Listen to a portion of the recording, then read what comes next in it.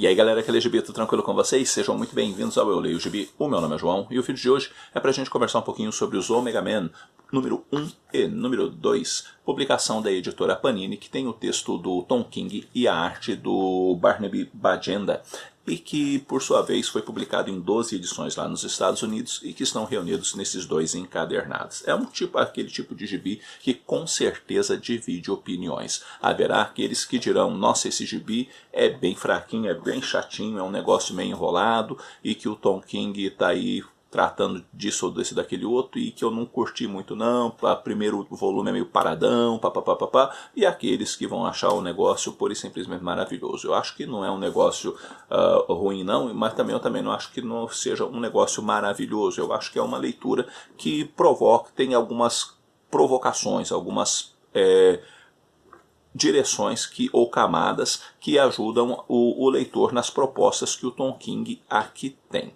Bom, antes de mais nada, os Omega Men foram criados pelo Marv Wolfman e pelo Joe Staton e tiveram sua primeira aparição em Lanterna Verde número 141.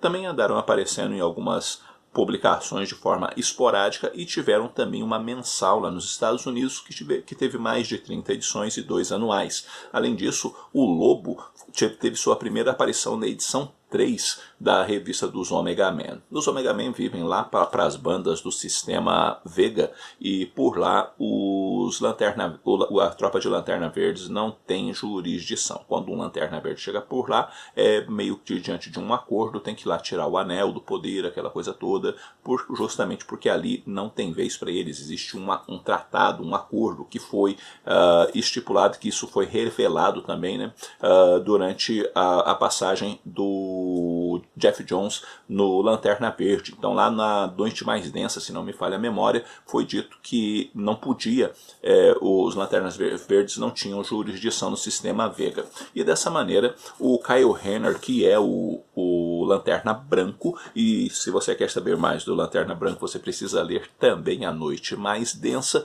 porque ele é o cara que consegue lidar com todas as cores, né? O verde, o amarelo, o índigo e por aí adiante. E diante dessa situação toda, ele é o Lanterna Branco. Chegou lá pelas bandas do sistema Vega, tirou lá o bendito do anel e quem governa esse sistema Vega é a Cidadela. E diante dessa situação onde ele deixou lá o anel com o vice-rei, ele acabou caindo na mão dos Omega Men. Os Omega Men se opõem à Cidadela, querem derrubá-la. Eles são uma espécie de resistência. E a Cidadela fica mais ou menos assim, pegando alguma coisa de referência. A Cidadela é o Império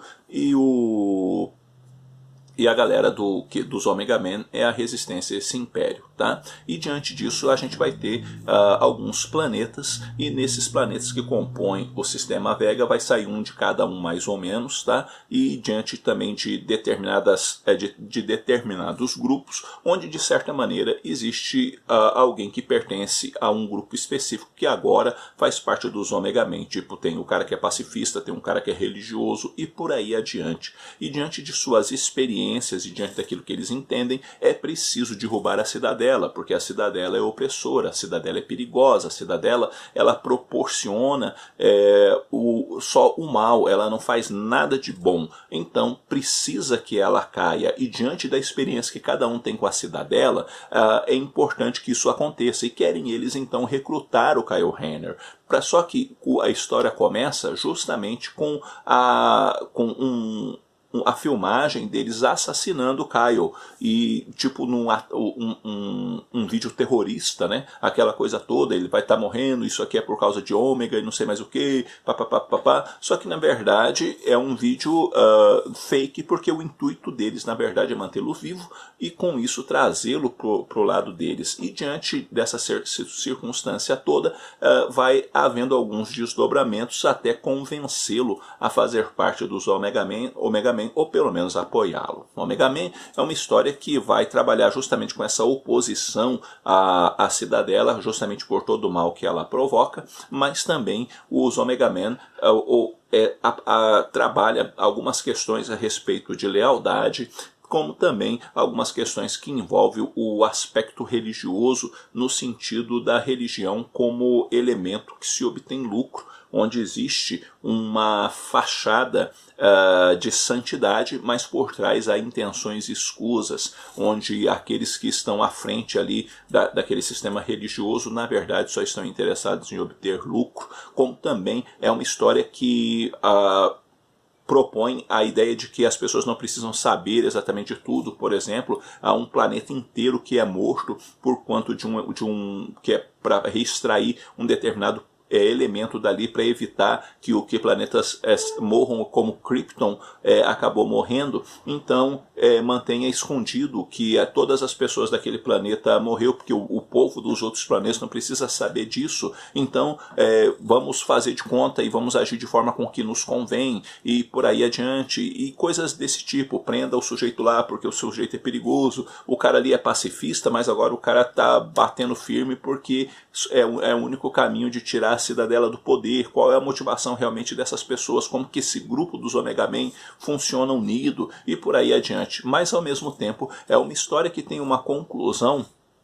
que eu diria um pouco decepcionante em alguns aspectos, justamente porque, de certa forma, mantém-se um discurso onde se diz basicamente o seguinte: aqueles que querem derrubar o poder, que querem tirar aquele que está oprimindo, no final acabam se tornando opressores, e diante dessa circunstância toda, nada muda, porque as pessoas que estavam sendo oprimidas pela Cidadela podem agora ser oprimidas pelos Omega Men, justamente porque eles não cumprem com seu papel, ou não são as pessoas que deveriam ser no momento que o poder lhes coube, no momento que o poder de repente chegou em suas mãos. Assim sendo, a história ela é interessante, a história tem alguns diálogos bacanas, a história tem desdobramentos interessantes, e principalmente no segundo volume, ali você vai encontrar bem mais ação do que no primeiro volume. Tem decapitações, entre outras coisas, e por aí adiante. Qual é o dever de uma rainha, qual é o dever de uma princesa,